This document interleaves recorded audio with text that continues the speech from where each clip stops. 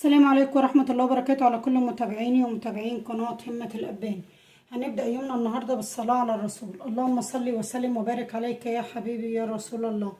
حبايبي الحلوين، النهاردة تاني يوم رمضان، هنعمل أكلة حلوة برضو هتعجبكم. هعمل أول حاجة صينية رز معمر. جبت كيلو من الرز وتغسليه وتصفيه كويس من المية. أهم حاجة تكوني مصفياه كويس، وهحط عليه شوية من الملح، ربع معلقة ملح، هحط معلقة من السكر، هحط معلقة كبيرة من السمنة، وهحط ربع كوباية من الزيت، ربع كوباية زيت بس، وتدعكيهم كويس قوي. الرز في السمنة تحاولي تفركي السمنة بالرز لغاية ما يتشربوا كله كده. بعد ما دعكت الرز بالسمنة كويس هنزل عليه برتل من الحليب،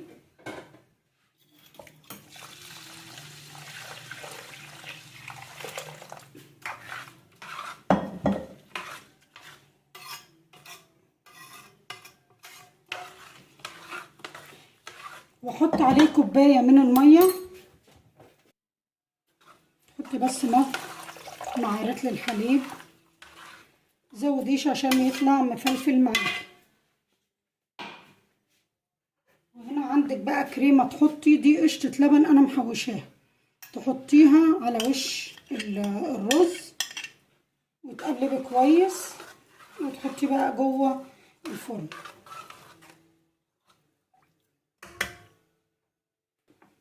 وبكده هنعمل صينية بطاطس مع بعض.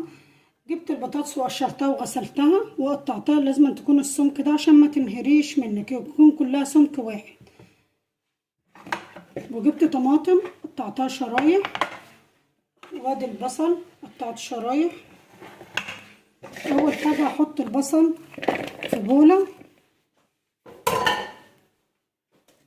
وهنزل عليه بنص معلقة من الثوم، وهحط عليه معلقة من هريسة الشطة، وهحط ربع معلقة من الفلفل الأسمر،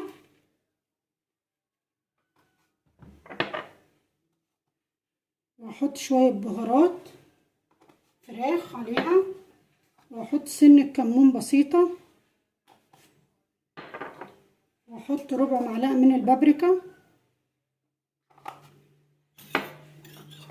وهحط ربع معلقة من الملح عشان ما تحدقش معاكي، وافركيهم كويس. كوني مقطعة البطاطس شرايح رقيقة زي كده، او تبشريها بالمبشرة.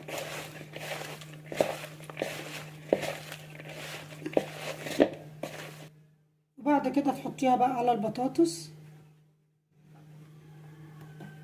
تقلبيها كويس في البطاطس.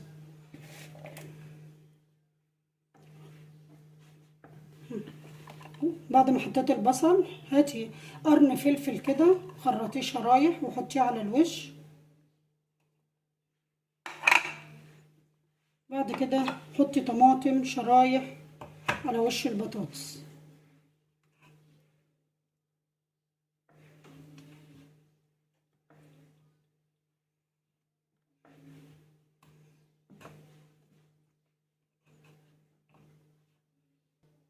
وبعد كده انزلي بالطماطم، مش كتير، هما حبة طماطم، جايبة 3 طماطمات تضربيهم في الخلاط تديها بس معاكي لون. بعد ما حطيت الطماطم تحطي حبة زيت على الوش، عايزة تحطي سمنة براحتك، عايزة تحطي زيت برضو براحتك. وكده هدخلها بقى الفرن على درجة حرارة.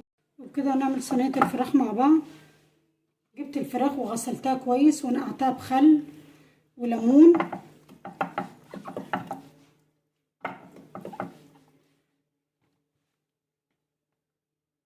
وبكده تجيبي بصلتين تقطعيهم في الكب عشان تتبيلة الفراخ،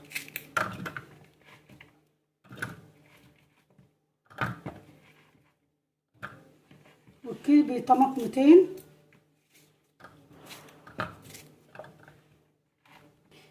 وتحطي طماطمتين اهو، تعصري ليمونتين في الكبه معاكي،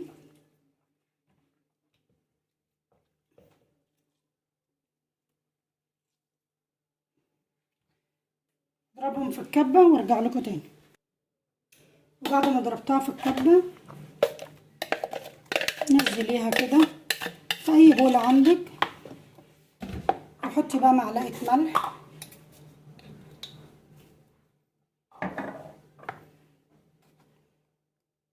مع بهارات الفراخ، نص معلقه،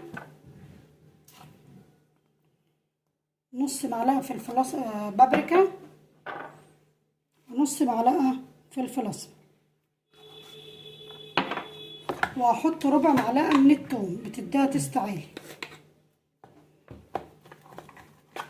وتقلبيها كويس وتتبلي بيها الفراخ.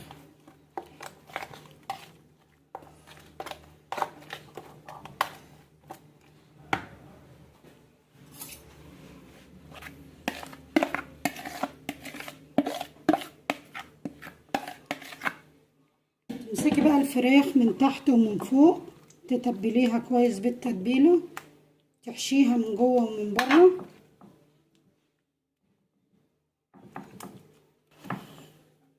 وهحط شويه من الفلفل الاخضر قرن برده كده على الوش، بيدي للفراخ ريحه حلوه وطعم حلو. وهحط طماطم معصوره شويه،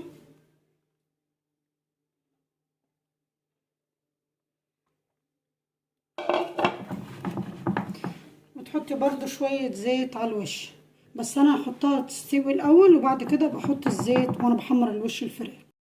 وبكده هنعمل الحلو بقى مع بعض. جبت نص كيلو من القطايف، واحط كوبايتين من السكر. السكر بتاعت القطايف، الشربات بتاع القطايف بيبقى خفيف ما بيبقاش تقيل. هحط كوبايه ونص من الميه،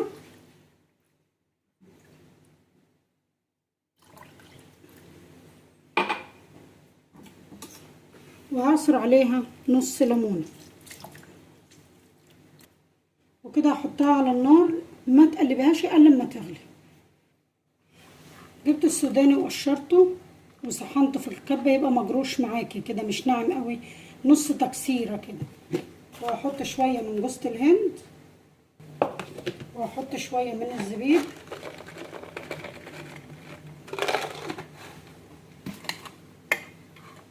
وتقلبيهم كويس. عندك اي نوع من المكسرات عايزه تحشي بيه مفيش مشكله، اللي متاح عندك احشي بيه. وتحط حبه من المكسرات وتقفلي عليها جامد بحيث ان هي ما تفكش منك في القلي اهي. هخلصهم وارجع لكم تاني. كده حطينا الزيت يقدح، وهنزل بالقطايف على طول كده.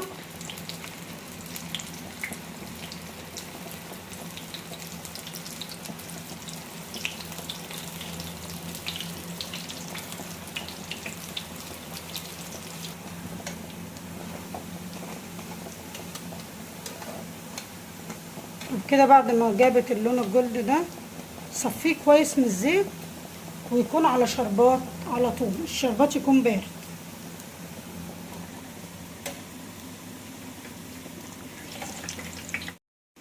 بعد كده سيبيه دقيقتين بس يتشرب الشربات، وحطيه على مصفى عشان يصفي اللي فيه، ما يبقاش طري معاكي كده وبيلظ، يكون مقرمشه وحلو. وبكده عملنا القطايف اهو. وادي صينيه البطاطس طلعت اهي من الفرن، وصينيه الفراخ اهي، وادي صينيه الرز. هغرف وارجع لكم تاني. وبكده النهارده فطرنا اهو، يا رب يكون عجبكم. ادعموني بقى بلايك وشير وكومنت حلو منكم كده، والسلام عليكم ورحمه الله وبركاته.